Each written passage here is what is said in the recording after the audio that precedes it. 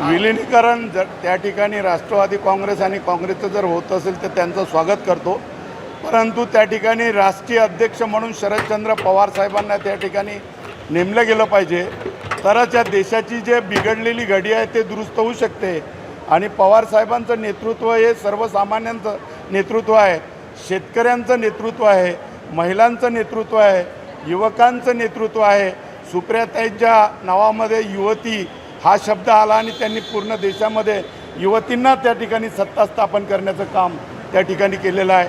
आणि शरद पवार साहेबांनी तुम्हाला आठवत असेल ते ज्यावेळेस विरोधी पक्षनेते होते आणि त्यांनी एका मतावर त्या ठिकाणी वाजपेयीचं सरकार त्या ठिकाणी पाडलं होतं.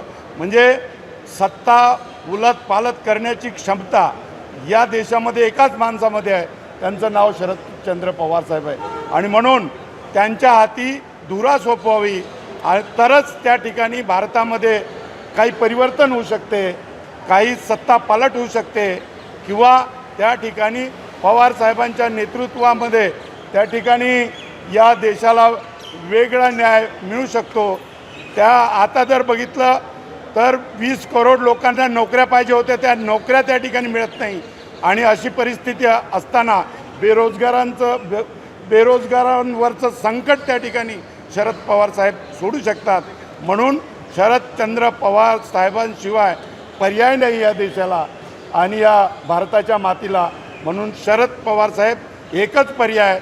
आणि मग ते काँग्रेसनी सुद्धा त्या ठिकाणी मान्य करायला पाहिजे. दुसरं असं याच्या अगोदरच्या ज्या निवडणुका झाल्या काँग्रेसला फक्त 1 जागा मिळाली आणि राष्ट्रवादी काँग्रेसला 5 खासदार त्या ठिकाणी मिळाले. आणि म्हणून राष्ट्रवादी काँग्रेसची ताकद काल पण होती, आज पण आहे आणि उद्या पण राहणार नाही. शरद पवार साहेबांशिवाय दुसरा नेता त्या ठिकाणी होणे नाही. म्हणून त्यांना अध्यक्ष करावं राष्ट्रीय अध्यक्ष. काँग्रेसनी थोडं मोठं मन करून पवार साहेबांना नेतृत्व त्या ठिकाणी दिलं पाहिजे, या मताचा मी आहे.